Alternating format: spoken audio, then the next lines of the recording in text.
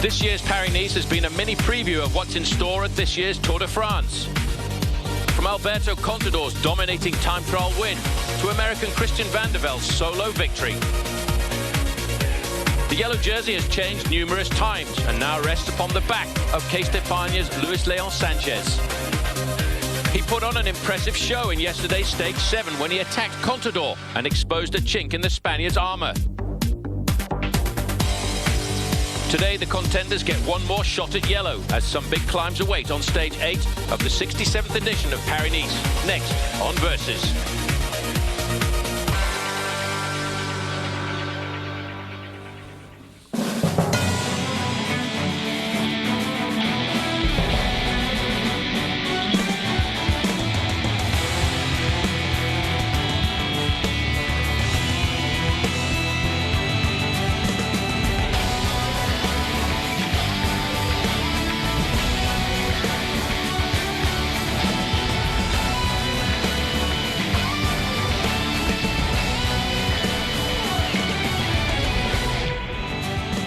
Well, Paris-Nice has always been known as the race to the sun, and it's finally got down to the Côte d'Azur and the Mediterranean Sea in the city of Nice to finish on the Promenade des Anglais. Hello, everybody. I'm Paul Sherwen. Alongside me is Bob Roll, and I have to say we have witnessed a phenomenal week of racing, Bob. Maybe a week of racing that nobody could predict how it was going to happen. Unpredictable stages day in and day out, but it's been an absolutely fantastic week of racing. Very cold and wintry conditions at the start, but the riders are heading towards the sun now. They certainly are, and before we go to today's action, let's just have a look at what the riders went through this week. Stage 2, Saint-Brizon-sur-Loire to La Chapelle-sur-Oursin, 121 miles, dominated in the early part, Bob, by a four-man breakaway. Pete Royakers from Skills Shimano, Aitor Hernandez, Kushinki in there for Lipigas, and of course Christophe Laurent right there, the man from Agri-Tubel, actually a part of the Garmin team last year. Well, the main field, when they saw 7 minutes and 15 seconds, decided to panic and they started to reel them in. But at 50 kilometers to go, there was a massive crash with a lot of riders going down. Kevin De Weert on the floor for Quick-Step, and of course for AG2R, Vladimir Efemkin. Efemkin there, pretty shook up by that crash. He'd get back into the race though. And here's the breakaway, just about to get caught by the charging peloton, just on the outskirts of the finishing town. Well, the main field in full fly here. The sprinters obviously wanting to have one of their few chances of victory on the run in towards the town. But still, Laurent decided to stay off the front end of the main field, Bob. I think really just prolonging the agony. Prolonging the agony for a moment for himself. Big chase, and here is the catch right now. Peloton led by the Quick-Step men, as well as, of course, the Team Cervelo. Well, 4 kilometers to go. The bunch all together charging into town, and the sprinters led at this time by Skills Shimano, trying to whip up the pace at the front end of the main field. However, just inside of 3 kilometers to go, all of a sudden, bang, and a group of riders going down. And you may well just notice the yellow jersey of Alberto Contador. Contador very fortunate to be within 3 kilometers of the finish line with that crash. He won't lose any time, but more importantly, uninjured in the crash, just slow down a little bit and he'll carry on to the finish line. Same time as the stage winner. Down but not out for Alberto Contador, and Team Cervelo test team continuing what is a very great start to the season for them, with their replacement sprinter Henrik Hausler coming to the line to get himself his 3rd win of the season, just ahead of the Australian there, Mark Renshaw. Well, there's the man who I think is going to be a great sprinter this year. Gerolsteiner last year, Team Cervelo test team this year, winning ahead of Mark Renshaw and Mirko Lorenzetto. Next day, the riders raced from Orval to Vichy, right in the very heart of France. 111 miles, and Bob, the weather was not very clement. Abysmal conditions for the rider. As usual, a little breakaway gets up the road. Skills Shimano having a good Paris-Nice. But back in the peloton, it was the Rabobank teams. Saw a little bit of the crosswind starting to blow across central France.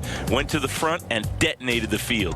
Well, this is what happens when you have a pre-planned attack on a very flat and windy stage. And a team like Rabobank, the men from the northern part of Europe in Holland, know exactly how to handle that. You may well just notice there Sylvain Chavanel, but one man caught out in the crossfire, Alberto Contador. Race leader Contador, asleep at the back of the peloton, had to put in a big effort just to limit his losses there and try to get back into the front group. This is a solid ride by Contador, but you got to worry a little bit. Where is his teammates? That's the important thing on a day like this. You have to rally your men all around you. Sylvain Chavanel put the bit between his teeth, trying to pull back that early breakaway of 5 riders, and they were being extremely successful, but it was the damage that was being caused behind that had the alarm bells ringing. This is the GC contenders here for the overall as we get closer to Nice. Bad luck for David Miller, flat tire during a crosswind battle, and that can ruin anybody's day. Well, it certainly isn't the ideal time to have a flat tire. David Miller getting back up and trying to ride himself into one of the groups in front of him.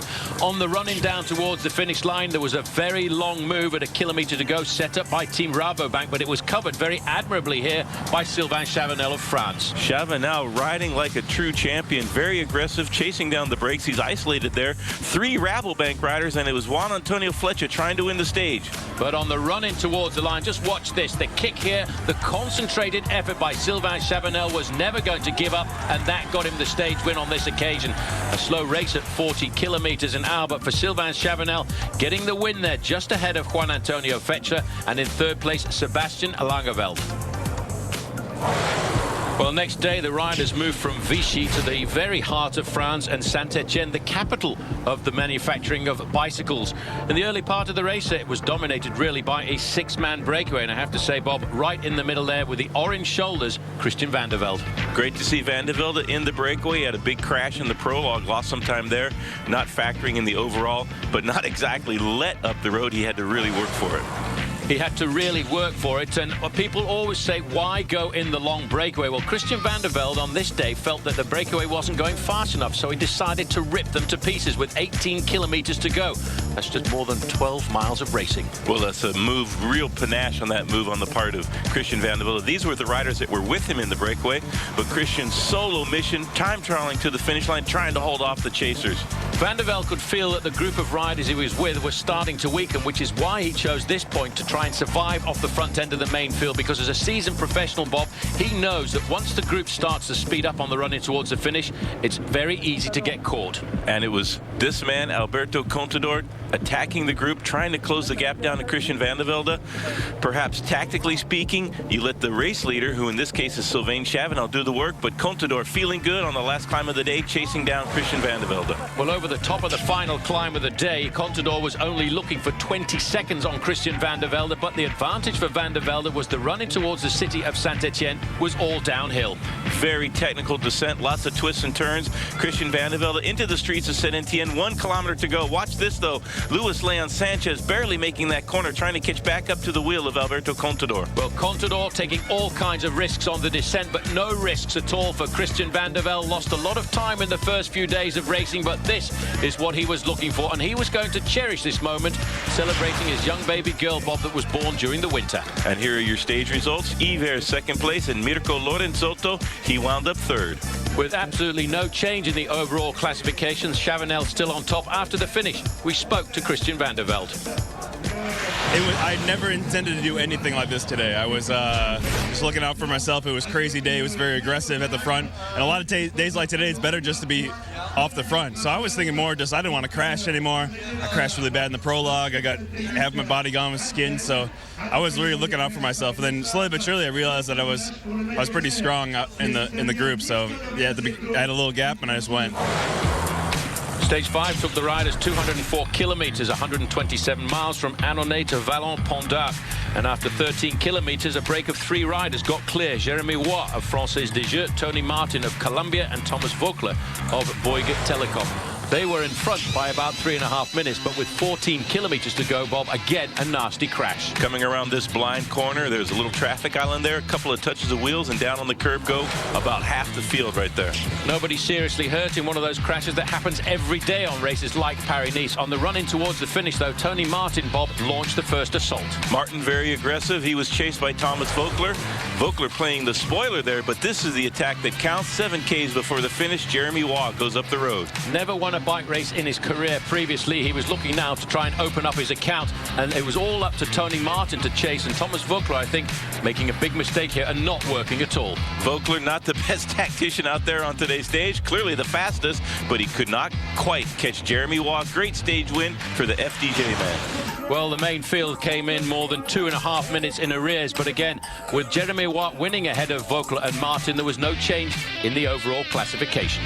Oh, Bob, I have to say, looking very solid at the top of the leaderboard, Sylvain Chavanel. Chavanel for his new team, Quick Step, delivering the goods, a stage win, and a few days in the yellow jersey. Great riding by the Frenchman. Yes, but the true test will come up over the next couple of stages, because coming up next we'll have stages 6 and 7.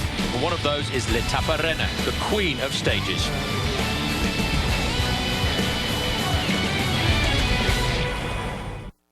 Welcome to Paris-Nice and the final day of racing around the city of Nice. 74 miles of racing. But Bob, before we go to stage 8, everybody talked about stage 6 of being something very special. The only mountaintop finish of this year's Paris-Nice, and when you finish a stage on top of the long climb, the fireworks ensue. From Saint-Paul-le-Trois-Châteaux to La Montagne de Lourdes, which everybody is calling the baby sister of the Mont Ventoux. The race again dominated in the early part by a 9-man breakaway, but on the run-in towards the finish and inside of 30 kilometers to go, the race was starting to catch them up, and there were only 4 riders remaining. And then, of course, there was only one, because one man in that leading group of 4 riders, Bob, wanted to get himself some points for the green jersey race. This is Romain Fayou. He was trying to get some green points jerseys there on the run-in before the final climb. But look at Heinrich Hausler closing in fast. The man in black, Cervelo test team, getting himself 2nd place and a few more points there ahead of Juan Antonio Fletcher. A little bit further up the road as well, a man trying to consolidate his lead in the King of the Mountains classification. That was Tony Martin. But Bob, this is the climb that everybody was talking about, the climb of La Montagne de Lourdes. And that is Jaroslav Popovich Popo doing the tempo, putting the hurt to the peloton there, but Sylvain Chavanel still hanging tough at this point. Well, Team Astana are not the only ones trying to put hurt on the main field. Team Saxo Bank then launched a massive attack with big Jens Voigt, probably trying to set something up for a further attack by Frank Schleck. And how much do we love watching Jens Voigt race? He's so aggressive, always on the attack. That particular attack splintering the field. Well, Alberto Contador proving once again why he is one of the greatest climbers in the world, chasing down Jens Voigt, and at the back of the pack for the first time starting to see a little bit of trouble for the yellow jersey, Sylvain Chavanel. And here is Alberto Contador making his acceleration for the finish line. Even Frank Schleck can't follow the flying Spaniard. Well, I remember Johan Brunel once saying to me he's never ever seen a bike rider who can launch an attack on a climb like Alberto Contador. At 2 kilometers to go, Sylvain Chavanel going through all kinds of difficulty and seeing his yellow jersey slip away very slowly as the main field makes their way through the snows at the top of this climb. But Alberto Contador, Bob, was completely dominant on this stage. I think writing the foundations for what everyone expects is going to be an overall victory. Oh, absolutely. Here is the rest of the group. 58 seconds down to Luis Leon Sanchez and Frank Schleck. A great ride by Contador. 1.5 minutes almost for Cadel Evans and David Moncoutier, and the yellow jersey coming across the line 1 minute and 50 seconds in arrears, and losing his yellow jersey to none other than Alberto Contador, the winner of the stage. And look at the gaps: 58 seconds to Frank Schleck and 58 seconds to Luis Leon Sanchez. With gaps like that, Bob, I don't think there was any cycling fan in the world thought that this yellow jersey was going to go anywhere else than onto the shoulders of Alberto Contador after stage 6. Looking rather imperial there in yellow and impervious to attacks. This lead should be enough to hold up till the end in Nice. Yes, but I tell you one thing, stage 7 was a stage that had 10 categorized climbs on the road from Manosque to Fayence, right in the very heart of Provence. There was not one flat part of the stage. The race again dominated by an early 10-man breakaway, building themselves a lead of 3 minutes. No panic at all on board the Astana team train for the moment.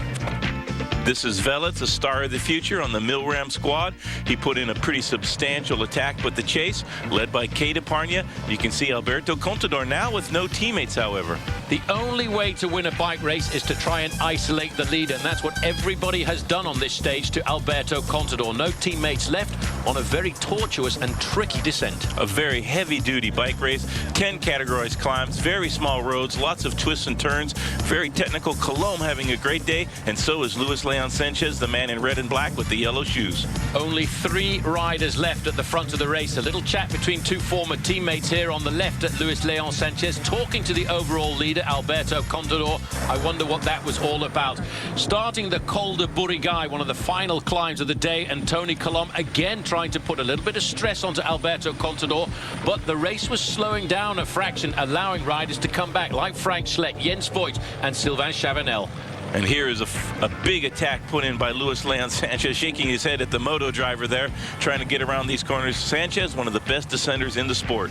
And very good at riding solo, and he's launching here what would end up being the winning attack of the day. And also you can see that there's no friends for the yellow jersey here, Alberto Contador. Contador left alone by his teammates. He needs the other riders to cooperate, but why should you cooperate with the yellow jersey? He has to win the race on his own, but this man, he did not get the memo that Contador was going to win Paris-Nice, and he went out on the attack trying to get to the finish line and putting in big time to Contador. These attacks were relentless on the yellow jersey, and Contador less and less able to respond. Well, everybody thought that this man was going to win Paris-Nice with ease after he dominated the opening prologue over a week ago. But Bob, those are not the legs of a man going to win the stage or the race. Contador absolutely glued to the ground right now, just a kilometer to go to the finish line, and he's being caught by the remnants of the field. Contador has hit the wall and can barely pedal to the line, losing big time to Sanchez. I'd have to say, Bob, I think that's a mistake of youthful enthusiasm, but this is youthful enthusiasm going the other way to the stage victory. But what's more important to Luis Leon Sanchez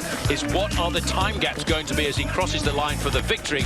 Almost 49 seconds ahead of Sylvain Chavanel, Frank Schleck, and Alberto Contador losing a huge chunk of time and probably any chance of an overall victory this year. Almost 3 minutes down by the end of the stage. Agony for Contador. The last few kilometers were a torture for that man from Spain. They certainly were. The gaps were big enough for Luis Leon Sanchez. 50 seconds over Colombe and Frank Schleck, and of course in that group as well, Sylvain Chavanel. This is an extremely dominant performance, and going into the final day of racing, overall leader is Luis Leon Sanchez. Looking very comfortable at the top end of the overall standings with massive time gaps as the riders now face up to what is going to be a difficult final stage. 1 minute and 9 seconds ahead of Sylvain Chavanel, 1 minute 21 ahead of Frank Schleck, and Alberto Contador still a threat there in 4th place.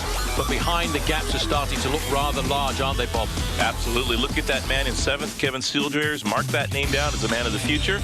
Thomas Peterson in 40th, Vandevelde the 39th, Cadel Evans not having a great Paris-Nice in 30th, almost 15 minutes down. Papo and David Miller there, barely in the top 20. Coming up next, though, is stage 8. 3 first category climbs and the final showdown of Paris-Nice. Welcome back to the final stage of Paris-Nice, stage 8, a race of 119 kilometers, 74 miles of racing. A week of racing that I have to say has been extremely difficult. But Bob, looking at the race route for this afternoon, it certainly lends a lot of chances for riders who want to try and pull themselves back into this event. A lot of climbing on the final stage of Paris-Nice, including 3 Category 1 climbs and the Col d'Ez to finish off the stage at Cat 1 just before the finish in Nice. This is going to be a very tough day of racing. Yes, strangely enough, this race starts and finishes in Nice, and that's around about the same distance, the race today, as San Antonio, Texas to Austin. And as you said there, Bob, 3 first category climbs. The winner of this stage last year, none other than the overall leader of this year's event, Luis Leon Sanchez. Before we get back to the live action, just take a look at this. As soon as the Col de Port started, attack came from Alberto Contador, the man who everybody had decided yesterday was out of this race. 72 kilometers to go, a flat tire for Luis Leon Sanchez, the overall leader of the race. Contador led over the top of the Col de Port with Garcia Lopez and Sandy Cassar, 2 minutes and 19 seconds ahead of Luis Leon Sanchez. And that time gap means that at the moment, the new virtual leader of Paris-Nice is none other than Alberto Contador. Well, after what has been a week of phenomenal racing, now we go down to the live pictures on stage 8 of Paris-Nice. This man here wearing number 51 has been the leader. He's lost the lead, and virtually he is back in the leader's jersey at the moment with 53 kilometers to go. Bob, I could not have predicted this. Well, a couple of days ago, we thought that Contador could not be beat. And then yesterday, Luis Leon Sanchez took so much time out of him, we didn't think he had a chance to win Paris-Nice. But now he's up the road, off the front, attacking, and he has a 2-minute lead plus on Luis Leon Sanchez. So back to the virtual lead now. That man from Astana, Alberto Contador, what a classy rider he is. No lack of fight in that man. A true champion. That is the main field. They're currently looking for 2 minutes and 40 seconds on Alberto Contador. As we go back to Alberto Contador, Bob, a lot lot of people are going to ask the question, how can Contador lose almost 3 minutes on one stage and fight his way back the next day? Whoops-a-daisy. A little bit of a misdirection there, and that's Heinrich Hausler and the chase group. They're going the wrong direction. He couldn't see which way to turn on that. It was a right instead of a left. He'll get back on the bike. Heinrich Hausler riding good, but that's a very good point you bring up. How can Contador lose so much time on one day and then come back? That's just the vagaries of bike racing. When you have good legs, you can do anything, and when you don't, you can't do anything. You're glued to the road, and that's what happened to Contador yesterday. A lot of riders have said to me in the past that the important thing is when you hit the wall, when you go through glucose exhaustion, usually it's a professional error for not eating too much on a stage, and I think that's what happened to Alberto Contador yesterday. Last night, he must have topped up the energies, probably an extra plate of pasta. A little youthful exuberance, perhaps, on the part of Contador could be excused for that, but today he's taking no chances. He has feeders out on the course, and he's been getting food from the team car. Here's your lead group. One of the teammates of Luis Leon Sanchez there, Garcia Lopez, he'll be tacked onto the back. He doesn't have to do any work at all. It's up to Contador to keep the pace high. There is Tara May. He's on second wheel, and Sandy Cassar having a good day for the FDJ squad. Well, 120 back to this chasing group here on the road with Henrik Hausler, who's back into the group, and Tom Peterson in there as well, number 36. 2 minutes back to the main field, so they are clawing their way back. But what lies in store for these riders, Bob, are two more very difficult climbs. The climb of La Tourbie, a slight descent into the outskirts of Nice, and then, of course, the Col d'Ez to finish off. There's still a big chance for Alberto Contador. Well, absolutely. And 2 years ago, when he won Paris-Nice, he was in a similar situation on the last stage, needing to make up time. He didn't need to make up this much time, but he was able to beat David Rebellin, last year's winner. So Contador has been in this position before, but it's a long ways. It's a minute 50 that he needs on that man in the yellow jersey on third wheel, and that is your overnight leader, Luis Leon Sanchez, but looking very vulnerable right now. Well, the gap coming down to 1 minute and 55 seconds. The overnight leader, Luis Leon Sanchez, in the yellow jersey there, getting himself a little bit of help from Team Saxo Bank, but it's all about the bike race here, because this leading group of 5 riders have taken the bull by the horns. In third position, Alberto Contador is a man who will not go down without a fight. Looking here at the face of Alberto Contador, he's now dropping down from the top of the mountain today, the Col de la Porte, into the valley and La Trinité, and that's where the climbing will start once again. 2 first category climbs still on the horizon.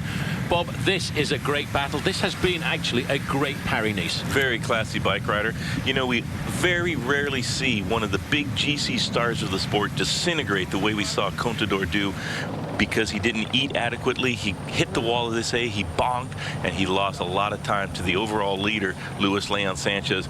And we thought after the prologue a week ago, he had almost no rivals in this bike race, but that has not turned out to be the case. But when you can win the Giro, the Vuelta, the Tour de France, and you got the legs, when you feel good, almost nobody in the world can go as quickly as you can. And Alberto Contador, one problem he does have, 2 men haven't done any work in this breakaway, but he does have Sandy Cassar, an aggressive Frenchman, and Tara May from the Gofidi squad. So they will contribute a little bit, but it's down to that man, Alberto Contador, perhaps the best in the business. Well, explanation of the word bonk that you used there, Bob, is a term used as that glucose exhaustion, when a rider completely and utterly hits the wall because he has depleted his fast energy resources. And I think that's what happened to Alberto Contador yesterday. In fact, his teammate Lance Armstrong was not too complimentary, saying it was a youthful error.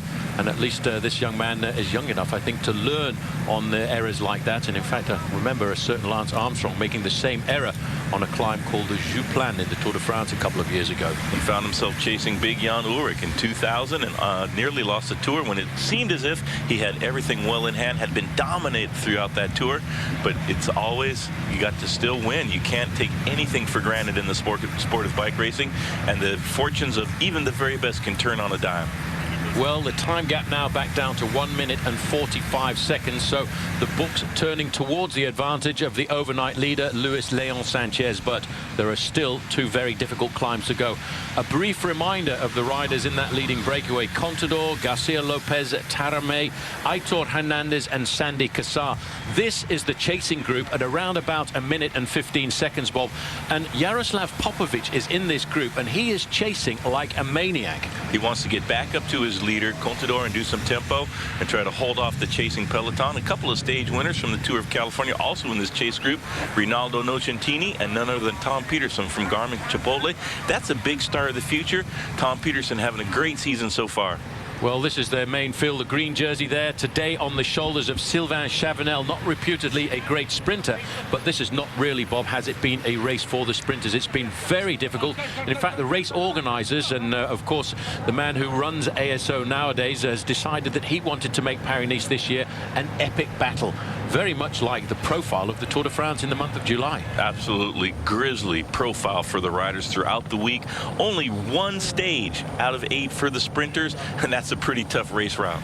Well, this is now the Tête de la Course, the front end of the bike race. There is Alberto Contador getting some help now from the other riders in the breakaway, but you'll notice the rider in the black and red jersey, David Garcia Lopez. He's a teammate of the overnight leader, Luis Leon Sanchez. He's not doing any work at all. Now, Bob, in the sport of professional cycling, nobody is going to hold that against him, are they? No, absolutely not. That is the team job. You sit down, you wait, you don't do any work. You don't want to contribute one pedal stroke to the cause of Alberto Contador.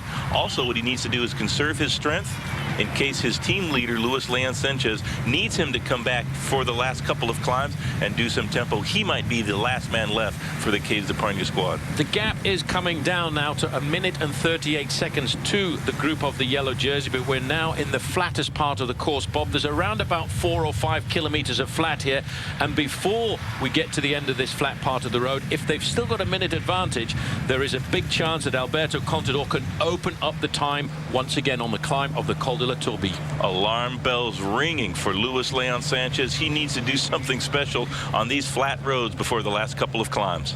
Well, I tell you what, as we look at the way this group is being pulled in now by the group of the yellow jersey, we'll have to take a short break, but when we do come back, we'll talk about the American Christian Vande Velde, who took an impressive win on stage 4 of this week's Paris-Nice. He is now a transformed bike rider, a man who can lead Garmin Slipstream, and we'll talk about him when we come back after the break.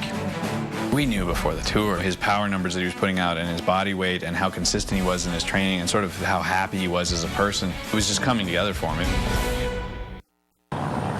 Welcome back to stage 8 of the 67th edition of Paris-Nice here on Versus. Last year in the Tour de France, we saw an American Christian Vande Velde prove to the world that he was a true Tour de France contender. He's now confirmed that he's ready to continue where he left off last year by winning a stage at Paris-Nice earlier this week. Here's more of one of the riders we want to keep a close look on in 2009. There's a lot of pieces in the Christian puzzle. You know, he takes a lot of work to get him to his full fitness. He can't just train a month or 3 months. And for him, it's like you have to have a hard 2007 to have a good 2008. Christian became a different rider from his head down. He didn't all of a sudden start having results and then bam, you know, your head is good. It went the other way for Christian, you know. I could see it at training camp and then I could start to see it in Tour California, third in Tour California.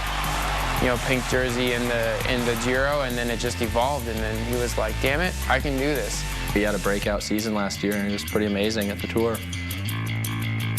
And during the Tour, during a lot of the season, I just got this focus that I had never had before, that I just had the eye on the prize and nothing, at the blinders, nothing was deterring from that fact. We knew before the tour his power numbers that he was putting out and his body weight and how consistent he was in his training and sort of how happy he was as a person. It was just coming together for me. I think he overachieved what everyone thought he could do. He's worked really hard and he's been on the best teams in the world, and just so happened they had the best riders in the world on the team, so he didn't get such a chance to showcase his talents. And he's finally in his prime. He's put everything together to be able to accomplish that. I always believed that Christian could do what he did last year. Absolutely. It's going to be hard to, you know, step it up from last year. I mean, from February to September, I had quite good results, and I mean, better than I've ever had in my life. So, you know, just being that little bit stronger, a little bit put together, having a little bit more confidence, I think I could do a lot more, actually, because the difference between, you know, that 10th place and the podium isn't that far away. I have the confidence, and I'm stronger, more focused than I've ever been before in my life.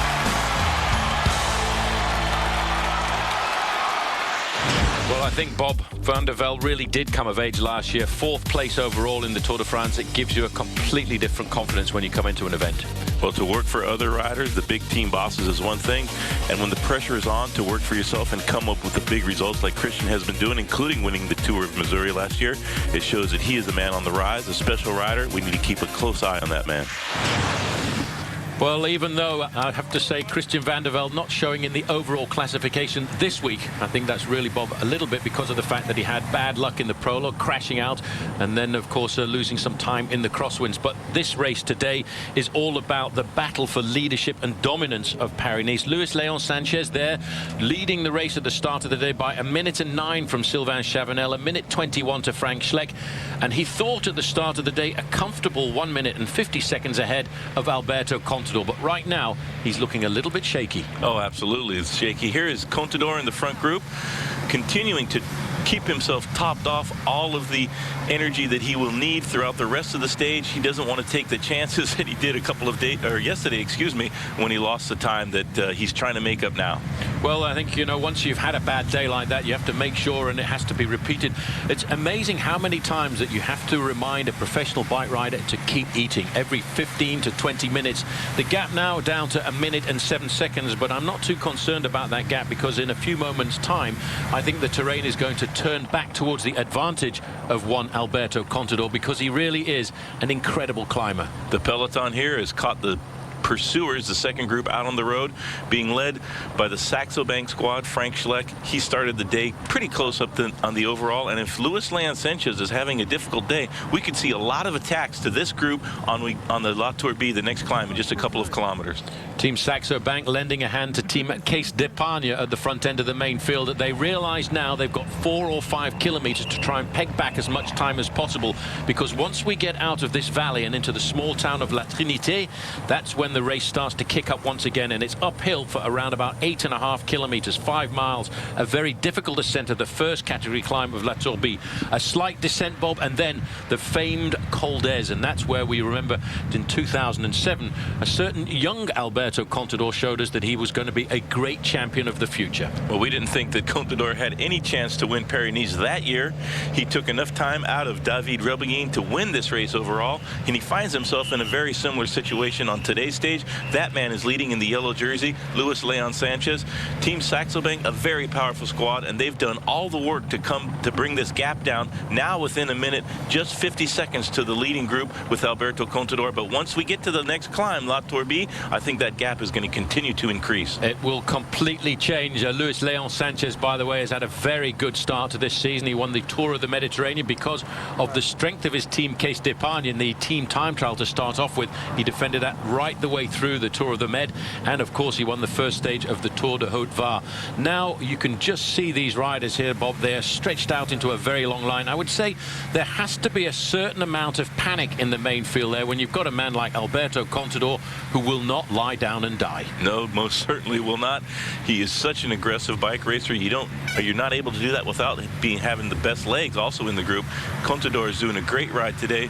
We didn't think that he would try anything, but right away on the Col de Port, he took 2 minutes out of Luis Leon Sanchez. If you multiply that on the next couple of climbs, as long as he stays energetic, you can see him start attacking again. Brief reminder of the riders in this leading group of 5. In the red there is Rein Tarame of Team Cofidis. Alberto Contador we've talked about.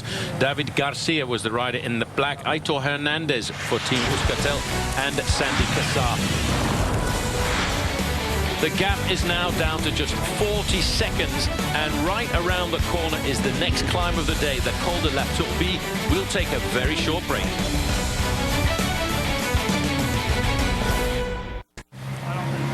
Welcome back to the final stage, stage 8 of Paris-Nice this year, and this is where we are, the Category 1 climb of La Tourbe. The summit of the climb is at 30 kilometers to go to the finish. Alberto Contador a few moments ago had around about a 2-minute advantage. It's now been absolutely sliced, Bob, to just 20 seconds. What can he do? He has to really start attacking now on this climb. He needs some help also from his companions in this breakaway. He hasn't got a lot of help from Tarame, Cassar, and of course no help at all from Garcia Lopez. He's the teammate of the leader, Luis Leon Sanchez. He's just been sitting on, but Case d'Epargne has been doing the tempo as well as Quick-Step, because Chavanel's in second, and Saxo Bank, I think, doing most of the damage to protect the third place of none other than Frank Schleck. Just goes to show you how complicated the sport of professional cycling can be. You may may well have thought that nobody was going to look after the team leader, the leader of the race, Luis Leon Sanchez. But all of a sudden on the final day, Bob, it starts to get complicated. People are trying to defend their position of second and third and fourth place in the overall standings. Kevin Sildrer is here in the white jersey as best young rider. He starts the day 7th place on GC. Big star of the future, reminiscent a bit of Lucien Van Impe, a great climber from Belgium. It's been a while since we've seen one of the best in the sport as a climber from Belgium. Well, Lucien Van Impe won the Tour de France way back in 1976. That's the gap, Bob, of 20 seconds between the 5 leaders to the front end of the main field. This climb, by the way, the climb of the Col de la Tourbie is a climb of 8.5 kilometers, or just around about 5.5 miles. Climbs up to 500 meters. It's not so steep at the bottom, and that would tell me that it's more of an advantage for the main field. We've got a lot of riders doing the pacemaking. Alberto Contador to attack really needs a very steep gradient. He needs a steep hill to get time on Luis Leon Sanchez, and that's when Alberto Contador can really show his advantage. Now it's starting to creep up a little bit. We thought it might do that. Quick step on the front, the advantage here, and Contador still with his other riders in the breakaway. I think we're going to see some serious attacks from the peloton on this next couple of climbs before the finish. The rider at the back in the orange there is Aitor Hernandez, one of the climbers from Team Euskaltel-Euskadi. Just a little bit further up in 3rd place in the white jersey, Sandy Cassar. Interesting to know that the Cofidis rider in the red, Rein Tarame, is decided to come to the front and give a little bit of assistance to Alberto Contador, and that's having an effect on the time gap, because from 14 seconds it's slowly starting to turn towards the advantage of the breakaway, because they are on the terrain that suits them. The climbers, these are all good climbers in this leading group of 5. Tarame, the Cofidis rider, Sandy Cassar, FDJ, a lot of pride on the line for the French squads in Paris-Nice. It's one of their biggest races outside of the Tour de France, and any of these riders would love to get a stage win here. But for Contador, it's all about time. He needs to get 1 minute 50 seconds. There is a 10-second time bonus at the finish line, so theoretically he needs 1 minute and 39 seconds at the finish if he's going to win the stage. You might just have noticed there, Bob, that the red car of the race referee was actually dropping back in behind a leading group of riders. That's an indication that the race referees now believe that the gap is going to start to stretch out again. That car normally doesn't move in until the time gap gets to 30 seconds. There he is behind the leading group of riders, having a quick look at how this race is developing. Alberto Contador taking responsibility now of setting the tempo at the front.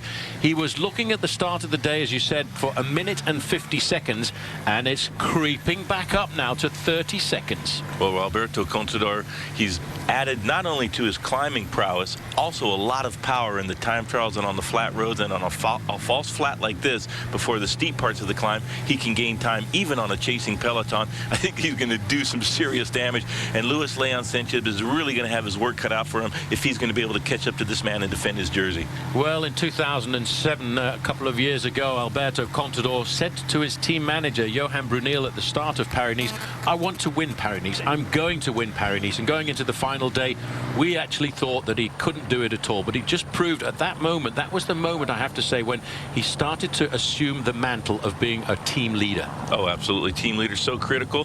He made a big mistake yesterday. He lost a lot of time to Luis Leon Sanchez, but he hasn't given up. And that's the most important thing for a young professional. Never surrender. Never stop trying. Always do your best. Always go out and try to win. And he has put this man in the yellow jersey in serious trouble. Well, I think he's put all of these teammates as well into serious trouble, because they had the advantage, Bob, of that flat section in between the Col de Port and the small town of La Trinité, where they could really whip up the pace to around about 50 kilometers an hour. They slashed the advantage of the 5 leaders, but now the 5 leaders are on the terrain that suits them. It's starting to go the other way, and I think the impetus and the power has gone out of the chase. The chase group now starting to lose time. One has to wonder if it is Luis Leon Sanchez asking him to slow down a little bit, be reasonable. They've got the gap down to about half a minute. That's no trouble at all if it stays that way to the finish line, but I have a feeling that Contador is not slowed down, and he's going to keep on accelerating all the way to the line. And look at that. This man has done no work throughout the day. He's been sitting on the wheels of the rest of his breakaway companions, and you can see how strong Contador is. He's put Aitor Hernandez in all kinds of trouble right now. Well, he certainly has, and this man has been in the breakaway. This is a guy who has a serious pedigree behind his name, and if he's being dropped from a group like this, it gives you an indication indication of the pressure that Alberto Contador is putting on the front end of the main field. That's David Garcia Lopez just sitting on the back there in the black and red jersey, teammate of Luis Leon Sanchez. He doesn't have to do any work at all. In fact, Bob, the gap is starting to increase even more because they're bringing in now the yellow car, and that's the car of the neutral service vehicle. That car's job is to look after everybody who has a problem in this leading group. The yellow car, Mavic, neutral service throughout all the races in France. Alberto Contador is chasing one, being followed by another. So the gap continuing to increase now. Can look down a couple of switchbacks, and also the lead group not going nearly as quickly. They were strung out in one long, thin line, an Indian file before, and now they're starting to bunch up a little bit. Caisse d'Epargne, they have got a desperate 30 kilometers, 35 kilometers before the finish line. Well, a good point you raise there, because let's not forget that Caisse d'Epargne have actually been chasing for a good 30 kilometers so far, especially over the Col de Port, which the riders went over halfway through the race. You can see a lot of ragged faces there. A little bit further back, having done his job for the day, Oscar Pereira, wearing number 61, former winner of the Tour de France back in 2006. But the gap is slowly starting to extend to 35 seconds. 35 seconds now, and I think that Luis Leon Sanchez was very astute there tactically. He didn't panic when he was 2 minutes 20 seconds down. Well, this is the situation. We're still looking at a 5-man leading group with Alberto Contador in there with 35 seconds. But on the slopes of the Col de la Tourbi, the gap is now starting once again to climb. The epic cycle continues on Versus. On March 29th, Team Saxo Bank, led by 4-time Criterium champ Jens Voigt, looks to hold off Garmin's Christian van der Velde and the rest of the peloton. The rugged French Ardennes sets the stage for the 3-stage Criterium International. Sunday, March 29th at 5 Eastern, here on Versus. Well, as we get a brief glimpse there of Rein Taramé, it really is splintering that leading group. At the start of the climb of the Col de la Tourbi, the gap was 30 seconds. And now, Bob, it's starting to stretch to 35, 40 seconds. And the leading group of 5 is splintering. We've already lost Aitor Hernandez. Now it's down to just 3 men, with the peloton still in fine chase. Taramé dropped now because of the pressure from Alberto Contador, and a lot of riders in the group, including this man, Cadel Evans, getting dropped now. You don't see that very often on a climb. Cadel Evans in trouble also. That's all down to the pressure being put by Alberto Contador into the field, and a desperate chase by the leader and his team, Caisse d'Epargne, and that's Luis Leon Sanchez. Well, we didn't wait for the showdown on the Col d'Ez as we've seen in previous editions of Paris-Nice. The showdown this day started on the Col de la Porte, and that's where Alberto Contador took the responsibility of going away alone. They chased him down in the time on the road to La Trinité, and now, Bob, 52 seconds. That puts Alberto Contador up into 2nd place in the overall standings if we were to stop the race now. However, we've still got the Tourbi and the Col d'Ez to go. Col d'Ez will be coming up, and I think without Team Saxo Bank on the front, Luis Leon Sanchez would have lost a lot more time than the 52 seconds to Alberto Contador. Saxo Bank coming to the front to defend the 3rd place of Frank Schleck, and of course Quickstep did a little bit of work because their teammate and leader Sylvain Chavanel is in 2nd place. Those 2 riders in danger of losing those positions. On the road right now, Contador has surpassed them on the overall classification, and he only has 1 man to go, and that man in the yellow jersey, but is starting to run out of teammates, just as we thought it would. Once we got to the steeper parts of the La Tourbi, Contador came to the terrain that suits him the best, and the gap's still continuing to climb now, 55 seconds. Well, sooner or later, Luis Leon Sanchez, Bob, is going to have to take responsibility of the chase himself, because his teammates are being shed from that group of riders one by one. Sandy Cassar in the white there, leader of Française des Jeux. He's come to the front to give a little bit of assistance to Alberto Contador. Still sitting there, very comfortable and pretty, David Garcia Lopez, Spanish rider on the Caisse d'Epargne squad, but a teammate of Luis Leon Sanchez. Sitting there, Contador, Bob, to me this year looks leaner and meaner than I've ever seen him before. Came to the prologue of Paris-Nice looking very lean indeed, and he won that handily, and we thought this man cannot be beaten in Paris-Nice. He is on much too good a form for anybody. Also, he has a bit of an axe to grind with ASO, the organizers of this event. Asked him not to come back to defend his title last year, so he had a lot of ambition, a lot of fire in the belly, but I think maybe a little bit of youthful exuberance got the better of him. Forgot to eat yesterday, wasn't adequately hydrated, and lost big time to Luis Leon Sanchez, and he's trying to get that back today. day. Well, that's the important thing about a bike race, about a long 8-day bike race like this. You've got to choose the moment when you expend your energy. And maybe on the road to Saint-Etienne, Alberto Contador was just a little bit youthfully enthusiastic about trying to get his yellow jersey back. Maybe tactically he should have gambled everything on the big stage up to Montagne-le-Dur. Look, La Montagne, he did a good ride there, but maybe he has throughout the week expended too much energy. It's tough to defend the lead throughout a 1-week bike race, and when you multiply that by 3 weeks, you see how tough it is to win one of the Grand Tours. He's won the Giro, he's won the Tour, he's won the Vuelta. That man in the middle, number 51, Alberto Contador, perhaps the best stage racer in the world, but he did make a critical error on yesterday's stage. That might cost him Paris-Nice, but he's doing everything he can, and that is the true measure of the man. He's going to go down fighting. We're inside 1 kilometer to go to the summit of the Col de la Torbie. Alberto Contador now in a 3-man leading group with an advantage of 1 minute over the yellow jersey group of Luis Leon Sanchez. Just having a look there at his bike, Bob, I have to say Team Trek this year have done a great job of doing some special custom jobs for all of the guys on the squad. Well, they have a paint department that they can turn over. They can make bikes for leaders of the races of the Grand Tours. We've seen them year in and year out during Lance Armstrong's reign at the Tour de France. He came up with a special bike on the last day of the Tour de France every year, and it's great to see that they're continuing that tradition with this man. He had a pink bike for the Giro, a golden bike for the Vuelta, and maybe a little bit later on the summer another yellow bike in the Tour de France. 1 kilometer to go for the yellow jersey group here, Bob. Just out of interest, I was talking to somebody about the Trek bike that Lance Armstrong was using in the Amgen Tour of California.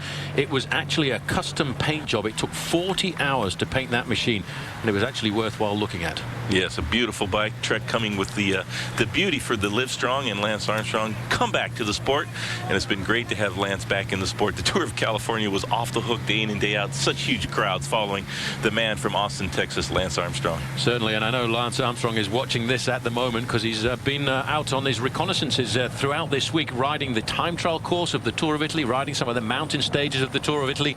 But I'm pretty certain for the moment, as the main field goes over the top of the Col de la Torbie, he's probably glued to his television wondering whether or not his teammate is going to win Paris-Nice, but he's certainly going down fighting. He is most definitely going down he will not surrender. And Alberto Contador, the best climber in the business in the big mountains. This has been such a very hard Paris-Nice this year. I think it'll be a question of who has the endurance to keep attacking until the last day, and that man, number 51, has been joined by Sandy Cassard to help out a little bit, and it's good to see the Frenchman Sandy Cassard, one of the big stars of French cycling, aggressive on the stage. Yes, Sandy Cassard, if you remember, a couple of years ago crashed in the stage of the Tour de France over a dog, got himself back into the breakaway, and at the end of the day got himself a stage victory.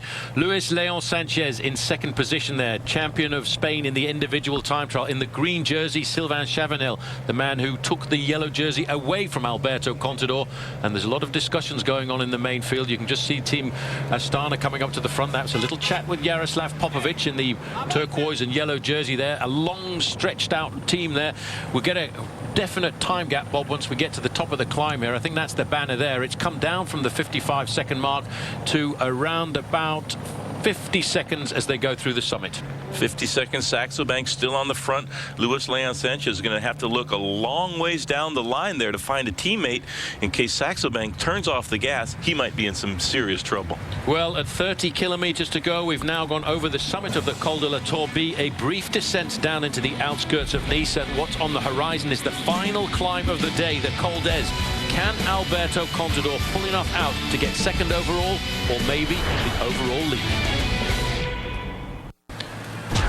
Welcome back to the final stage here of Paris-Nice, and man at the front there, number 51, Alberto Contador, made a few mistakes possibly yesterday, but when it comes down to eating, Bob, he's not Mr. Trick today. No, he has taken no chances on being well stocked up with calories, and that just shows you that you got to live and learn in bike racing, and even some of the very best in the business sometimes make mistakes.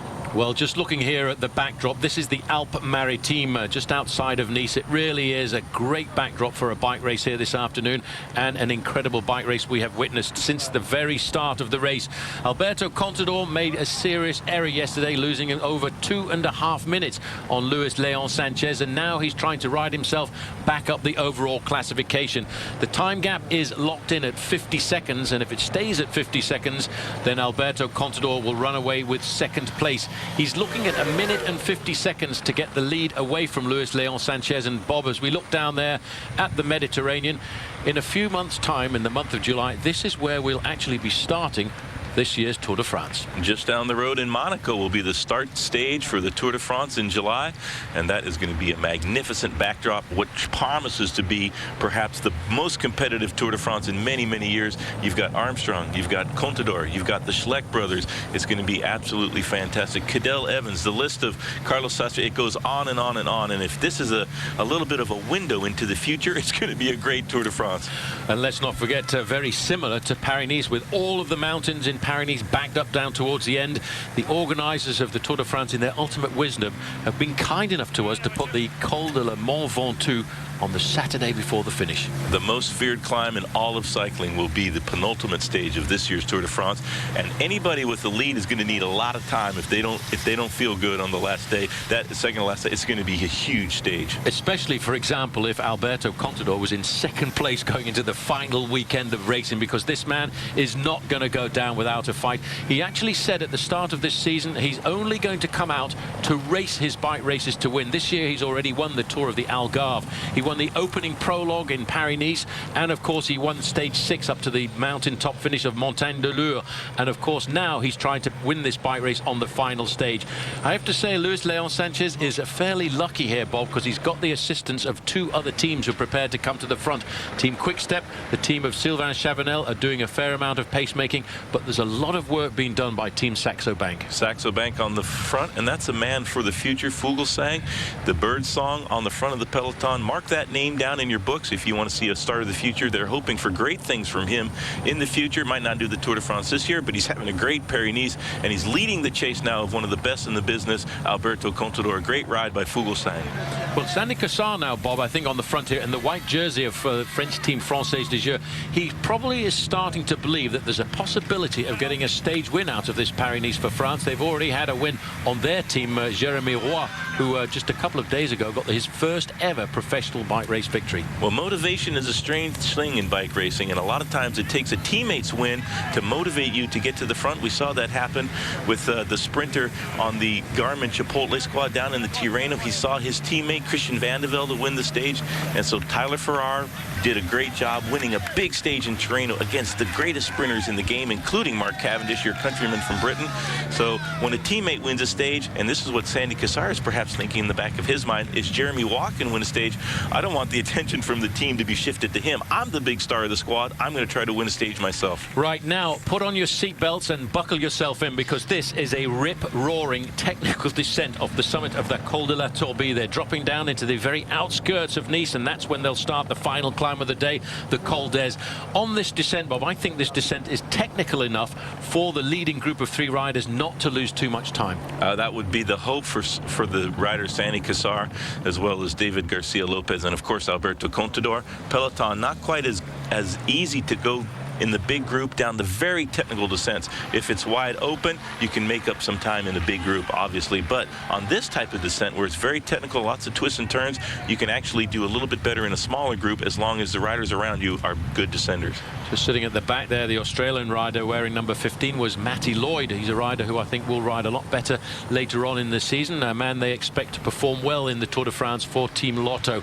This is the back end of the main field, and this is just an example of what you were saying, Bob. It is very difficult to organize a chase on a descent like this. The gap has come down a fraction to 45 seconds, but a lot of riders panicking about their second and third place in the overall standings, which is why I think there is a certain amount of assistance being lent over to Luis Leon Sanchez. As the riders in the main field make their way down the descent of the Col de la Torbie, the gap is starting to come down once again, but on the horizon, the final first category climb of this year's Paris-Nice is the Col d'Ez. I wonder how Alberto Contador is going to enjoy that. Welcome back to the Mediterranean and the Côte d'Azur for Paris-Nice, and the final showdown there is in fact the town of Ez at the summit of the Col de la Torbie. The riders have just come through here. It's almost a circuit that they are looking down upon, with a gap of 45 seconds now for Alberto Contador and Garcia Lopez of his team Case d'Epargne, and of course Sandy Cassar. Bob, this is now the part of the climb where I think the breakaway is going to have the very difficult chance of surviving, because now this climb from Ez down to the finish is a wide wide sweeping descent. This is giving a chance right now on the race course for the peloton to gain a little bit of time because of their superior numbers. Inertia will bring them back a little bit to our leaders because of the bigger group that's chasing. But these three men, once they get to the Col d'Ez, it's very steep and it's almost straight up from the town of Nice, and it's a very tough climb. And then the advantage will swing back to the breakaway. But for the moment, the peloton, they need to close that gap down to around about 20-25 seconds to Contador before the start of the last climb. Then Luis Leon Sanchez can go to the front and do, if he has any energy left, try to close the gap down, because you know Contador is going to be attacking on that last climb. Well, the riders do this descent 2 times. We're actually on a little bit of a circuit around Nice here. This is the descent of the Col d'Ez as well as the descent of the Col de la Tourbille. This is the finishing line, and just a stone's throw away from the Promenade des Anglais, which is an extremely famous finishing straight for the race Paris-Nice. The race is always finished down there on the Promenade des Anglais.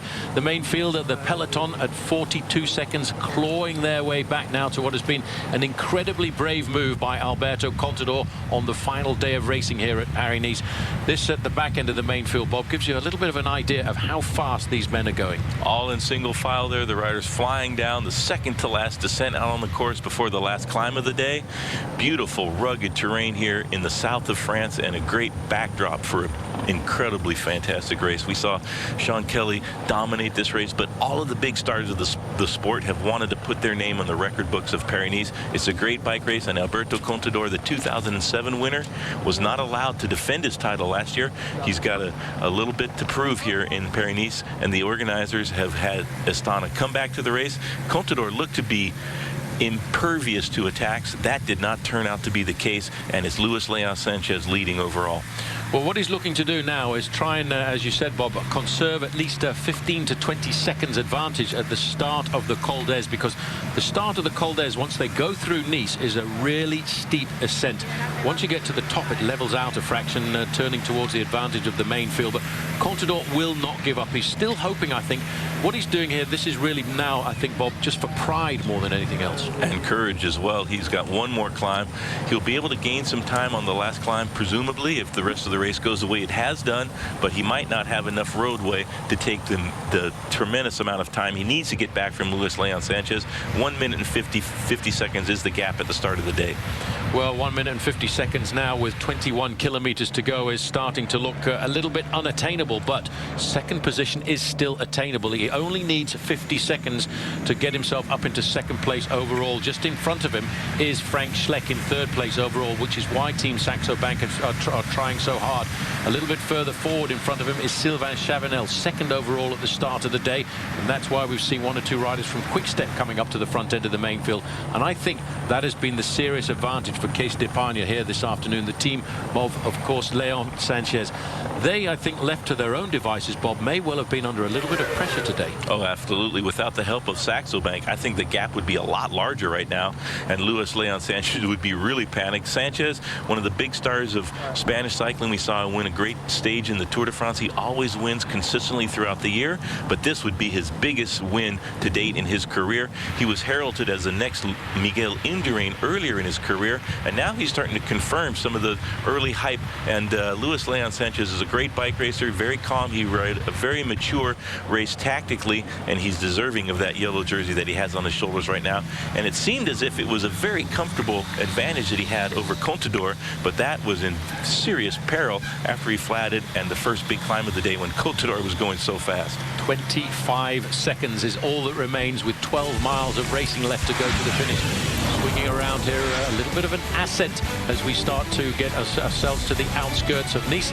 We're going to take a very short break, and when we come back, we'll see whether or not Alberto Contador has got the legs to stretch out a big advantage.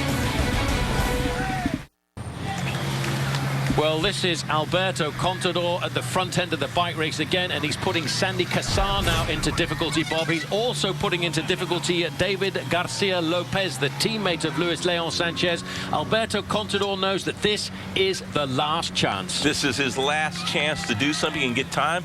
This is a man in black and red there that has sat on the breakaway throughout the stage. He hasn't done one lick of work, and Contador, you can see the struggle on his face. Sandy Cassar immediately dropped the first acceleration of Contador. That will give him a little bit of morale. But David Garcia Lopez still sitting on the wheel of Alberto Contador, but he is in trouble himself. Well, I have to say, Bob, just looking there at Alberto Contador, he's a man who a couple of years ago crashed and fractured his skull and had to battle his way back into the sport. And in the 2005 Tour Down Under, he won the stage into Wollongong, which is a very difficult, decisive stage. The man who took the overall victory in that race was Luis Leon Sanchez. And then they've been locked in battle ever since their careers began. Two big stars of Spanish cycling, and that battle has continued in Paris-Nice this year. This is Saxo Bank really working hard without those riders. And there's big Jens Voigt. Look at the strain on their faces, though. You can see the effort that required here to chase Contador and desperation in the field now. That was Jens Voigt with the red sunglasses on. He is also up high in the overall classification in 5th place overall. This is the front of the race. 18 kilometers to go and 18 kilometers to battle for the man wearing number 51, Alberto Contador, the winner, Bob, of 3 Grand Tours in 3 attempts. Tour de France way back in 2007. Look at that acceleration again. He is going once more. Last year, 2008, pulled in at the last moment to win the Giro d'Italia. At the end of the season, he goes away with the victory in the Vuelta a España, and now he is going away again. This is incredible. He's dropping Garcia Lopez, who has done no work whatsoever, and Contador, one of the best climbers in the business. He's absolutely flying up this mountain, trying his all to get that time back that he needs. This is one of the very best in the business, inside of 20 kilometers to go. Bob, I think I'm getting a little bit of what they say in the sport of cycling, chicken skin here, goosebumps, because this is phenomenal. At the start of the day, Luis Leon Sanchez led this race after 28 hours of racing. Second place, Sylvain Chavanel looking for 109. Frank Schleck in third, looking for 121. Alberto Contador looking for 150, and Jens Voigt rounding off the top 5 there, looking for 1 minute and 59 seconds. The gap is down to 23 seconds, and as our good friend and co-commentator Phil Liggett would say, this man is now dancing on the pedals. Dancing on the pedals indeed, and it would seem as if they're pedaling squares in the peloton. Alberto Contador, he's doing everything he can. It's a question of pride now. He wants to try to win the stage, and that looks like Garcia Lopez will come back into the fold rather handily. Big Jens Voigt still, that's Sandy Cassar coming back. Big Jens Voigt doing the tempo in the peloton. Well, I tell you something, when the lights go out on a climb like this, they certainly go out completely and utterly, and I think we're looking at a bit of load shedding there for Sandy Cassar. Jens Voigt all over the machine now, riding with pride, and the gap is back on its way up to 28 seconds for Alberto Contador. He's won 2 stages of Paris-Nice so far. The first stage, the individual time trial. He won stage 6, the Etapa Reina, the queen of stages. Going over to the right-hand side of the road there, he will look down over the precipice to see what the gap is between himself and the front end of the main field. Such a courageous ride by Contador. The steeper it is, the harder it is, the better his chances are, and he's doing everything he's capable of to put that man in the yellow jersey, Luis Leon Sanchez, into difficulty. Jens Voigt, he's one of the most aggressive riders, one of the best pros in the business, and he's chasing all out and losing time to Contador. As you would say, I'd have to say Jens Voigt is one of the pros from Dover. Look at the back there of the damage that's being done by Jens Voigt at the front end of the main field. Voigt knows this course to absolute perfection. He knows he's only got 2 or 3 kilometers, Bob, to really give himself some pain, because that's all that remains of climbing. David Garcia Lopez is now going to go back into the main field as we're right onto the summit here of the Col d'Ez. Leading this race individually by 30 seconds on the final stage is still Alberto Contador, and look at the damage at the back. Ronaldo Nocentini there in the blue shorts wearing number 1, winner of a great stage into Pasadena of the Amgen Tour of California. These guys, Bob, now are gasping for breath. That is Jens Voigt. He's pulled off the front now. David Garcia Lopez going back, trying to do his little bit of work, whatever he has left in his legs for Luis Leon Sanchez. But now it might be the time for Sanchez to come to the front and try to chase this man, whose gap now is just creeping up over 30 seconds. Well, this man, I think, Bob, is looking for a little bit too much time to win this bike race overall. He's looking for 1 minute and 50 seconds, but this is all about pride.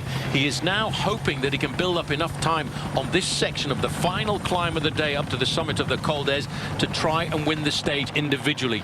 Can he do it? He can win the stage. I don't think he's going to have enough roadway to take 1 minute and 40 seconds out. That's what he would need to do if he did win the stage, starting the day 1 minute and 50 seconds behind the overall leader, Luis Leon Sanchez. And there's Contador, still dancing on the pedal, still climbing. Col d'Ez, a very tough climb on the outskirts of Nice. He'll sweep down a long descent. Some of the descent is very technical, but some of it's wide open, and the advantage goes back to the peloton. It certainly does, and you'll find that a lot of strong riders in that main field will want to try and work. There's a little move going on the left-hand side of the road, and I wouldn't be surprised if that wasn't Tony Colomb, because he's been very aggressive over these last 3 days. And marked there by Frank Schleck.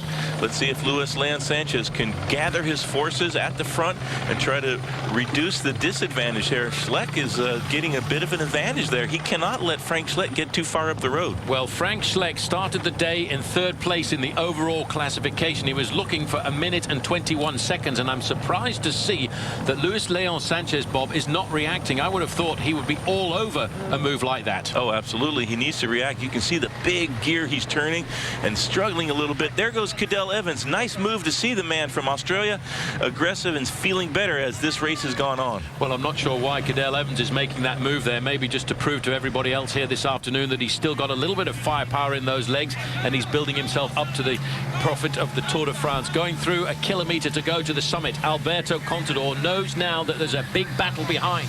That's where we are at the summit of the Col d'Ez. We're looking at 16 kilometres to go. Cadel Evans comes to the front now to give some assistance to Frank Schleck, and Tony Colomb there in 3rd position, but still on the defensive now, Bob, the overall leader, Luis Leon Sanchez. And I have to say, those legs didn't look too comfortable. He looked like he was really struggling a moment ago. He's following the wheel of his teammate who was in the breakaway with Contador. Contador was able to drop him, and a very select group now on the top of this climb. There's Evans and Frank Schleck and Tony Colomb. This is the 2nd group out on the road. They're all chasing Alberto Contador. Cadel Evans started the day in 30th position overall, Bob, looking for 14.25 minutes. Do you think he's chasing just out of spite to pull Contador back into the fold, or is he doing it just to try and show himself that the legs are good at this level of competition? I think there's a lot of pressure on Cadel Evans. Every race that he goes to, people look at him to do something special because he is a Tour de France contender. He always needs to show that he's competent, and he wants to show in Paris-Nice that he hasn't come here just to follow the wheels. He wants to do something aggressive as well, and has waited till the last stage. He's had some bad luck out on the race course, and that's no surprise for Cadel Evans, but he still has some fight left. He's really struggling now chasing Contador, though. He really is. Look at the size of that group, Bob, behind. You can see the pressure has certainly come on the ascent of the Col d'Ez here this afternoon, because there's not very much more than 15 riders left in that group. One rider leads this race, number 51, Alberto Contador, riding on guts, on gusto, trying to get himself a little bit more glory out of Paris. 2 stage wins so far, and what he wants to go away with is a win on the final stage, as he did back in 2007. Well, 3 stage wins and a top 5 position overall would be a great result for anybody, but I don't think that that would be satisfactory for Alberto Contador. He just wants to win. Tony Colomb still aggressive, putting a little bit of daylight between himself and Frank Schleck. Colomb started the day in 6th place overall, so there's a serious sorting out going here. Everybody's trying to figure out who can finish on the podium of Paris-Nice here this afternoon. Getting up towards the summit now, Alberto Contador in a position that we've seen him adopt many, many times in the races like the Giro d'Italia, Vuelta a España, and of course the Tour de France, climbing with the Angels. He's coming up to the top of the Col d'Ez, but sadly, Bob, I have to see, as we go through the summit of the climb here, it's not flat. It continues. There's a false flat to the town of Ez. And there is Cadel Evans, still aggressive in the chase group. Frank Schleck sitting 3rd wheel between himself and Tony Colomb. The clock here ticking. This is a big acceleration by Cadel Evans. He's taken some time out of Contador. He's just 14 seconds down, and here's the chasers around about 20 seconds behind Alberto Contador. 13 seconds for Cadel Evans and around about 22 seconds for the overall leader, Luis Leon Sanchez, who now has decided this is the time to go. I have to control. This is Paris-Nice. I want to win the bike race. I am the leader of this race overall, and he's chasing down the man who is very close to him in the standings, Frank Schleck. And I have to say, we're going to take a very short break, and when we come back, we'll be on the descent of the Col d'Ez. Welcome back. This is the situation. A lone leader, Alberto Contador, 13 seconds to a group of 3 chasers. Cadel Evans on the front in second place, and third was Tony Colomb, and of course third place, that was Frank Schleck. But the chase now is on behind Bob by the yellow jersey, who's taken the responsibility of chasing down those leaders. Luis Leon Sanchez has run out of teammates. They've done everything they can to help him, and now it is up to Sanchez to close this gap down to this little group here. In this group is third place, excuse me, and that is Frank Schleck, and they are all chasing this man. If things get neutralized a little bit when Luis Leon Sanchez presumably gets back to the 3 that are just in behind Contador, we might have a brand new bike race. But Contador is doing everything he can to hold off the field. It's a matter of pride at this point. He probably doesn't have enough road to get enough time on Luis Leon Sanchez to win Paris-Nice, but he does want to win the stage. It's 1 kilometer to the town of Ez, and it's 15 kilometers to go to the finish, and that's what this man Alberto Contador is thinking about. He wants to get to the summit of this climb and wonders whether or not he's going to survive. This, Bob, I can't remember a Paris-Nice where I've seen such an incredible battle on the final day of racing. Frank Schleck now coming up to the front. They finally, Bob, got Alberto Contador pretty much in their sights because the Spanish rider is only just around the corner. Just around a couple of corners, about a 10-second gap. You see he's going through the sprint point here just before sweeping into the town of Nice for the final of Paris-Nice this year. It's been a great bike race throughout the week. It's been very tough, and to have such an exciting, competitive, aggressive stage at the end is a real testament to the desire of this man, Alberto Contador, to show the world he is a force to be reckoned with. Well, Bob, who else do you know in the sport of professional cycling has had this kind of guts and determination when it comes to winning bike races? Maybe his teammate? Certain man from Austin, Texas, perhaps, Lance Armstrong. And learning from the best now, Lance is back in the team and is such an inspiration to all the riders on the Astana squad. He certainly is, and again, Tony Colomb is putting the pressure on. Colomb has been phenomenal over the last couple of days, and he's put the gap to himself and Frank Schleck. 6th overall, 3rd overall, and Cadel Evans at the back, who has started the move here, trying to get themselves off the front end. You can see the yellow jersey now has lost completely and utterly nearly all of his teammates, and he now knows that he has to ride an individual time trial. Sylvain Chavanel coming up in the green jersey there, the leader of the points classification. His 2nd position now is also being threatened by Frank Schleck. Oh, that'll be a great ally for Luis Leon Sanchez. If Chavanel can do some of the work to close the gap down to the chasers, Colomb and Schleck, they're trying to get back to the wheel on Alberto Contador, and they might very well do that. Cadel Evans, a little bit of trouble there, trying to stay on the wheels of Antonio Colomb. Well, it always surprises me a little bit with Cadel on the road section of his sport of professional cycling, because Cadel came into this sport of road racing from a very good mountain bike background. You would think that he'd be a little bit more proficient technically on these sweeping descents. Road racing, a lot different than mountain biking. You have to be a little bit smoother, and you have to be absolutely fearless on these descents. You can see what would happen if a mistake ensued for any of these riders. I can't believe Alberto Contador, Bob, will not give up. He looks over his shoulders. He can almost see the chasers, Colomb, Frank Schleck and Cadel Evans, because they're only 6 seconds behind. But this man will not give up. He will most certainly not give up. He's become a very good time trialist. Solo against the clock, he's one of the best in the business. These riders, these 3 chasing him. This is a problem here for the green jersey, Sylvain Chavanel, and what is that? This is its chain has come off. This is a bad time for this man, who is in 2nd place in the overall classification, Bob, with 12 kilometers to go. Now his team car, because of the way the race has been unfolding, could be as much as 30 seconds or a minute behind him. Asking for a bike change there, perhaps a problem with the front derailleur, the chain off of the chain rings now, and he cannot have any power to the pedals. No chain means no action on the machine of Sylvain Chavanel. I've got to say, Bob, that is extremely unlucky for Sylvain Chavanel. The race leader is still hoping to get himself a stage victory. Alberto Contador is still in the lead, but only by a mere 6 seconds. We'll have to take a very short break.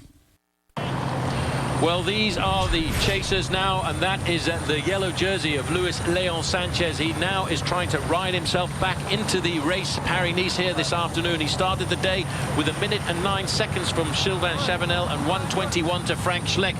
Frank Schleck has flown the coupe, but Sylvain Chavanel is in a spot of bother at the back of this race and could be losing his 2nd place overall, because just moments ago he had a mechanical incident which I'm not sure how long it's going to take to fix. Just in the sights of the chasers is this man, your leader, Alberto Contador. He's not given up. but Cadel Evans is together with Cadel Evans has been dropped on the descent by Antonio Colom and Frank Schleck, who are trying to close the gap. Frank Schleck can just see Contador so tantalizingly close just in front of him. Well, the winner of the final stage of the Amgen Tour of California there, Frank Schleck. And you said to me a few moments ago, Bob, that if Frank Schleck didn't win the stage, you're going to slap him around the gills.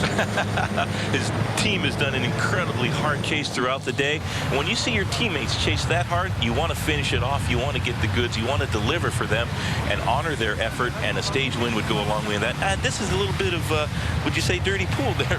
Professional foul, I would say we'll call that at the moment. But, of course, Sylvain Chavanel trying to get himself back into this race after a few moments of a mechanical difficulty.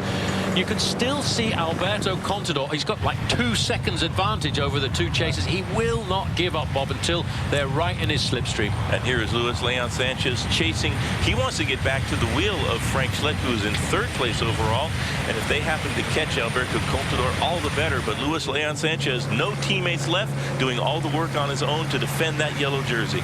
Tony Colom, number 141, and they're still not yet into the slipstream of Contador, but I think after what has been a day of exceptional bravado, Alberto Contador is now back in the fold. Bob, it's got to be almost impossible for him to have any chance left of winning this stage. Well, these two riders, we don't know what their sprinting prowess. We saw Frank Schleck won a great stage at the end of the Tour of California. He's got a pretty good kick, but one has to wonder how much energy Contador has expended staying off the front throughout the day. He's caught now by Colom as well as Frank Schleck. And here is Luis Leon Sanchez chasing, and it's a long, hard road to hoe. He's with Yver from Skills Shimano. Yver having a great Paris-Nice as well. Bob, what has Alberto Contador got to do now if he wants to win this final stage, as we look at the drama at the back of the man who started the day in 2nd place in the overall standing, Sylvain Chavanel? After mechanical difficulties, he's going to have a hard time, Bob, getting back into the race, and I have a feeling that if the referees have seen this, they might not be too happy either. The sticky water bottle there going on for a long time, and more importantly, sitting in the slipstream of their team car. That is against the rules. You can't take advantage of the cars out on the course to close time into the riders in front. And if he does that on his own, he might lose his 2nd place overall. Well, this is Alberto Contador still working in the leading group of 3 riders. Bob, just tell me, what has he got to do to win the stage at the end of the day? Because he certainly has given everything that he has in the legs. Maybe a little bit of tactical nous? Well, 3 riders, all of them climbers in the front, and none of them probably the fastest sprinters in the peloton. But at the end of a long, hard race, anything can happen. Frank Schleck, a pretty decent turn of speed, but Contador, he is very fast in the sprint to win a stage. And this is a great stage. How exciting has this been? Unbelievable. 13 seconds now is all that separates these 3 riders at the front end of this bike race from the yellow jersey group of Luis Leon Sanchez. I don't think Sanchez has got too much to worry about here this afternoon, because Frank Schleck is looking for 1 minute and 21 seconds. But inside of the last 10 kilometers, Bob, you have got to give everything. The red car there is the race referee, and he's obviously been listening to our commentary there, because he's come to check on the return to the main field of the green jersey, Chavanel. Sylvain Chavanel, a great descender, but terrible bad luck to have a mechanical there at a critical part of the bike race, and he's trying to catch back on. He won't have anybody to help him. All of his teammates are gone. They've already been dropped, so pretty hard times for Sylvain Chavanel, who started the day 2nd place overall. He is in the green jersey. He had a great chance to win the stage if it should all come back together. And now our TV camera bike has gone the wrong way. Well, I'm not sure what that was all about, but he took the fast exit there, the TV cameraman getting himself out of the way. You can see Sylvain Chavanel trying to pull himself back into Paris-Nice and hold on to his 2nd place in the overall classification. With the race unfolding as it is, the 3 leaders here are hoping to win the stage. I'm not sure which one it's going to be, but when we come back after the break, we will be in the streets of Nice. Well, the yellow jersey group there of Luis Leon Sanchez looking for 14 seconds. Arrière de la course is the green jersey, the man who started in 2nd place at the start of the day. The Frenchman Sylvain Chavanel having awful bad luck on the final descent of the day. A mechanical incident, waited around about 40 seconds to get a bicycle change, now trying to get himself back into the event. This, Bob, is all that is left of the peloton on the final stage of Paris-Nice, but 3 men are still up the road by a mere 14 seconds. 14 14 seconds to this trio. Frank Schleck, now he can perhaps move himself into second place on GC because of that mechanical to Sylvain Chavanel. Contador, it's a question of pride now for Contador. He wants to win a stage, and of course Tony Colombe has been riding well throughout this. He would love to get a stage win for Team Katusha. Well, Tony Colombe won himself a stage of the Challenge in Mallorca at the start of the year, and of course he won a stage in the Tour of the Algarve, which was won by none other than Alberto Contador. You can see the team cars there, Bob. At the back end of the race, Sylvain Chavanel, with 5 kilometers to go, just might pull himself back into second place, and that again shows the courage you have to have in a bike race when you want to keep up in the top positions. Sylvain Chavanel, now when he catches those team cars, that's a little bit of a different situation. They are there to service their riders in the front group, and you can actually use those to leapfrog forward, and that is allowed in professional cycling, even though it's perhaps fudging the rules just a tiny little bit. Tony Colombe on the front, 2 wins to his credit this year. Frank Schleck, 1 win to his credit this year, and sitting at the back there, the man who has dominated this stage, has got 19 seconds lead over the front end of the yellow jersey group, as Sylvain Chavanel trying to ride himself back in. You notice on his bike there are no numbers on his bike, so he did get a bike swap out on the course, and he's trying. As you see that group starting to slow down, Bob, we're pulling back here to see Chavanel. Chavanel is going to get himself and hold on to second place. He is going to get back in. You can see the race referee asking the other team cars to move out of the way, but you cannot ask them to not be there for their riders in case they should have a mechanical. So Sylvain Chavanel taking every advantage that's allowed by the rules to get back into the group. Well, taking a slight advantage to slipstream, 3 kilometers to go to the finish. At these speeds, we're talking about 3.5 to a maximum of 4 minutes of racing left, and still on the front in the turquoise jersey of Team Astana is Alberto Contador, the man 2 days ago we predicted was going to win this bike race hands down, and now he's tried today to wrangle the yellow jersey back away from Luis Leon Sanchez. This has been an unbelievable battle we've witnessed. We have witnessed a great battle. It'll be interesting to see if the commissars penalize this man, Sylvain Chavanel, a French rider, let's not forget, as he sat on his team car to get back into this group and defend his second place on overall classification. That will be the tail of the tape there for the commissars in Paris-Nice. Well, at the moment, Sylvain Chavanel has lost his second place overall to Frank Schleck. Schleck was looking for 12 seconds at the start of the day, and let's not forget, as you've said a number of times during the commentary, Bob, there are time bonuses on the finishing line at the end of this stage. 10 seconds, 6 and 4 for the first 3 riders to cross the line. Contador is still in contact here. Frank Schleck has to ride extremely hard, not only to try and win the stage, but to try and wrangle the second place away from Sylvain Chavanel. 2 kilometers to go. 2 kilometers to go. Contador is in a good position here. He's sitting on the 2 riders in front of him, and that's a great way to start the sprint. You want to be able to see what the riders in front of you are going to do to accelerate. It's always tough to start the sprint from the front of the group. 25 seconds the advantage. The victory of the stage, Bob, is going to one of these 3 riders. Will it go to Tony Colombe here in the jersey of Team Katusha?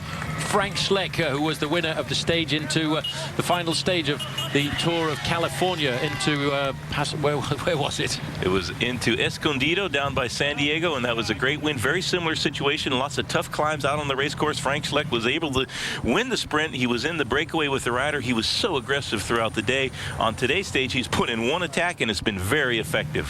Has Alberto Contador got anything left in those legs, Bob, to get himself the win? Well, that would be a real measure of a great champion if he could win this stage after being on such an aggressive breakaway for almost 100 kilometers at this stage. He's been out on the attack throughout the day.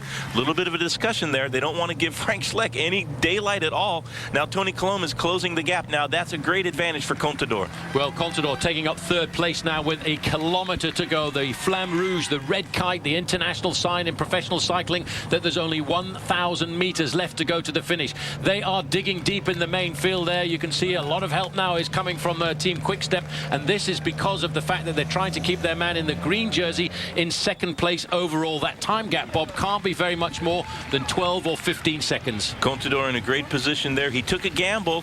He didn't know if Colombe would close the gap to Schleck. Colombe did close that gap, and then Contador is now in a perfect position to win this stage. So too is Tony Colombe, because he now knows that Frank Schleck will ride his heart out now, not for the stage victory on the final stage here this afternoon, but for time. It's all about seconds in this year's Paris-Nice. Colombe in second place. At 3rd place, Alberto Contador. Contador there in third wheel. Colomb, he knows the danger from the man behind him. He's taking a look over his shoulder. Frank Schleck is doing everything he can to get into second place. Frank Schleck will not slow down. He'll just do a long ride to the line, but Contador now in third position. I can't believe Tony Colomb is concerned about Alberto Contador. Contador is looking at the wheel of Colomb. He's locked in there. You can see Tony Colomb is starting to accelerate, coming up to the line now. Contador will not get up. He's going to try and come by. Second place for Alberto Contador. First place for Tony Colomb. But look at the gaps. It's the time on the finishing line for this group here that's going to say whether or not Sylvain Chavanel will stay in green this afternoon. He's looking for 12 seconds, and that has gone by. So Frank Schleck has moved right the way up in the overall classification to second place. The winner overall is there at the back, Luis Leon Sanchez in the yellow jersey. He was put under an awful lot of pressure here this afternoon, Bob, but look at Alberto Contador, still would not give up. Tony Colomb did a great little finale of the bike race, proved to be the fastest of the climbers on this stage. Great stage win for Katusha. That's a big result for the new squad from Russia, and Antonio Colomb can be proud of that. Contador, what a storming ride by Alberto Contador. Very aggressive, but Luis Leon Sanchez doing enough to conserve his yellow jersey. Well, Tony Colomb there, you can see the big acceleration. Alberto Contador couldn't quite get into the slipstream, and I'm not going to hold that against him at all after the ride that he put in here this afternoon. Colomb in the white jersey from Team Katusha, Bob, getting his third stage victory of the season so far. Win number 7 for Team Katusha this year. Katusha coming up with the goods today. There's Contador so close and yet so far away. Well, actually, just looking there, I wonder if they'll give a time gap to Frank Schleck, maybe a second or two. That could make the fight for second overall just that fraction closer. Well, here's confirmation of the win by Antonio Colomb of Team Katusha, just ahead of Alberto Contador. Christophe Moreau, there's an interesting name, getting himself 5th place on the stage on the final day of Paris-Nice. Looking a little bit further down, Sylvain Chavanel came across the line in 6th. Juan Manuel Garate 7th, and making off the top 10, Sandy Cassar of Française des Jeux. Well, that was a very well-timed sprint by this man, Tony Colomb. 4th overall in the Tour of Georgia last year, but Bob now bringing his total up to 3 victories for a brand new team here, Team Katusha. Katusha is having a good start to the season, and this man has got their biggest win so far in the final stage of Paris-Nice. It was a great ride by all the riders involved in the breakaway. Incredible courage by Alberto Contador, and he was just a few millimeters short of this man, but a very deserved stage win by Team Katusha and Tony Colomb. So here's confirmation, the winner of Paris-Nice, Luis Leon Sanchez. Frank Schleck moving up into 2nd place on the final day, ahead of Sylvain Chavanel, and Alberto Contador finishing in 4th place, the position he held overnight. A little bit further down, Jens Voigt gets himself 6th place. Kevin Seldreis was the best young rider in this event, and of course the man who finishes in 7th place. Looking a little bit further down, Maxime Montfort was the best placed rider for Team Columbia. He was 12th, Cadel Evans 21st. And not a bad ride by Christian van der Velde, who improved from a very dramatic opening prologue to 25th. And Tom Peterson, a great ride by him in 28th.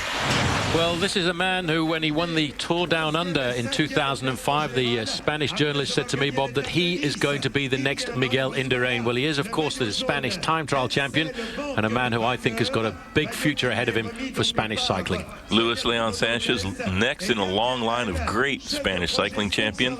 Miguel Indurain is the obvious comparison to Luis Leon Sanchez, and he has won a great, very difficult, one of the hardest stage races we've ever seen, race courses wise, for Paris-Nice, and he is going to be your overall champion. The man from Caves de Parnia, Luis Leon Sanchez. But don't forget, the epic cycle continues here on Versus. On March 29th, Team Saxo Bank, led by 4-time Criterium champ Jens Voigt, looks to hold off the challenge from Team Garmin and, of course, the rest of the peloton.